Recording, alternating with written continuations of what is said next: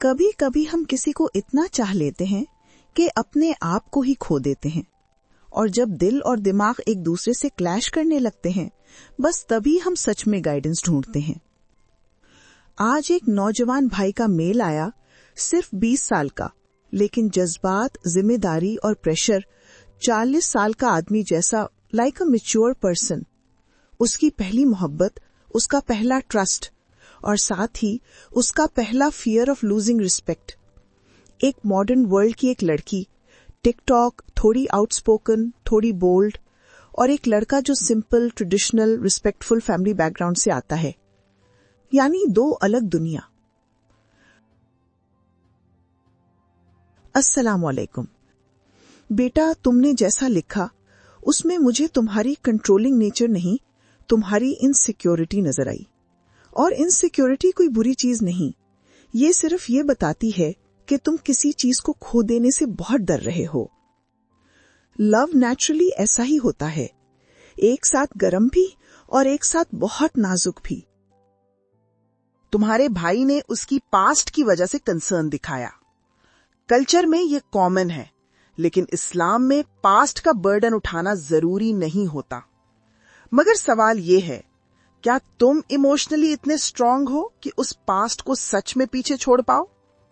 क्योंकि अगर तुम नहीं कर पाओगे तो शादी के बाद हर झगड़ा, हर लफ्ज, हर गलती तुम्हें उसी पास्ट की याद दिलाएगी। अब बात करते हैं टिकटॉक की। तुमने कहा कि वो वीडियोस बनाती है फेस दिखाए बगैर। देखो, दुनिया बहुत बदल गई है। सोशल मीडिया आजकल की गर्ल्स के लिए एक एक्सप्रेशन का टूल बन गया है। उसका ये कहना कि शादी के बाद छोड़ दूंगी, ये तुम्हारी इज्जत का प्लान नहीं, ये उसकी कंफर्ट जोन का प्लान है। जब किसी लड़की को कहा जाए कि अभी छोड़ दो, वो अक्सर रेजिस्ट करती है। आप बॉयज भी ऐसे ही होते हैं क्या? कोई माँ बाप का कहना फौरन मान लेता है? नहीं ना। सो टेक इट इजी बच्चा। Now come back to her. उसने कहा कि वो फ्यूचर में छोड़ देगी, नॉट बिकॉज वो बदतमीज है, but because she wants autonomy, choice, independence, जो वो अपने हस्बैंड से एक्सपेक्ट ना करे। तो तुम ही बताओ कि वो किन से ये सब की डिमांड करे। उसने लिखा कि वो शार्प टंग्ड यानी तेज जबान वाली है। बेटा, एक बात याद रखना, शादी से पहले जो आदत होती है, शादी के बाद डबल हो जाती है। अगर आज वो तुम्हें समझकर सॉफ्टली रिस्पॉन्ड नहीं करती, तो कल तुम्हारा रिस्पेक्ट, तुम्हारे इमोशंस शायद उसके लिए सेकंड प्रायोरिटी बन जाए। तुम अपनी इज्जत को लेकर परेशान नहीं हो, तुम सिर्फ यंग हो। 20 साल की एज में मर्द का ईगो, ऑनर, इमेज सब बहुत फ्रेश और फ्रेजाइल होता है। तुम हो मॉडर्न इल्यूजन की दुनिया में, पर तुम्हारा दिल अब भी पुराने प्रिंसिपल्स पर चलता है। ये कोई बुरा कॉम्बिनेशन नहीं, लेकिन रिस्की कॉम्बिनेशन जरूर है। Keep it in mind, it's risky. यहां मैं तुम्हें बहुत जेंटली एक बात समझाना चाहती हूँ। Love is not enough, compatibility is. तुम्हारी personality traditional, stability driven, respect oriented. उसकी personality modern, expressive, validation oriented. जब तक दोनों लोग एक ही सोच पर नहीं होते, शादी सिर्फ एक ड्रामा बन जाती है। इसमें रिश्ते वाली, मोहब्बत वाली कोई बात नहीं रहती है। तो क्या तुम्हें ब्रेकअप कर देना चाहिए? नहीं, मैं ये नहीं कह रही। मैं सिर्फ इतना कह रही हूँ, पहले कामली बैठकर बाउंड्रीज डिस्कस करो।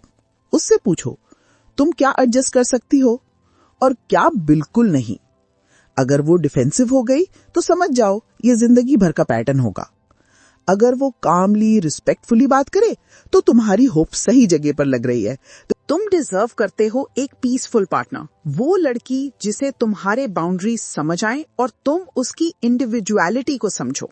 शादी किसी को चेंज करने का प्रोजेक्ट नहीं, शादी वो रिश्ता है जहां दोनों ऑलरेडी कंपैटिबल होते हैं।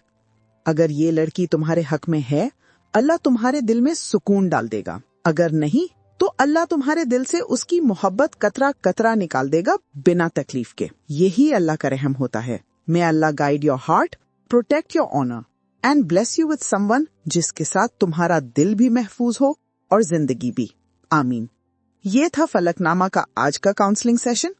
अगर आपको लगता है कि आज का सेशन ने आपके दिल को हल्की सी रोशनी दी या एक छोटी सी क्लैरिटी मिली, तो हम उन्हीं लोगों के लिए ये काम करते हैं। फलकनामा सिर्फ एक चैनल नहीं, ये एक सेफ स्पेस है जहां हम इमोशंस, स्पिरिचुअलिटी और रियल लाइफ को साथ लेकर चलते हैं। अगर आप अपनी कोई पर्सनल स्टोरी, कोई कंफ्यूजन या कोई सवाल हम तक पहुंचाना चाहते हैं तो हमें ईमेल करें। और अगर आप चाहते हैं कि ये सफर रुके नहीं तो चैनल को सब्सक्राइब जरूर करें, हमारे सोशल मीडिया प्लेटफॉर्म्स पे फॉलो करें और नेक्स्ट एपिसोड में फिर मिलते हैं। अल्लाह हाफिज, अपना बहुत बहुत ख्याल रखिएगा।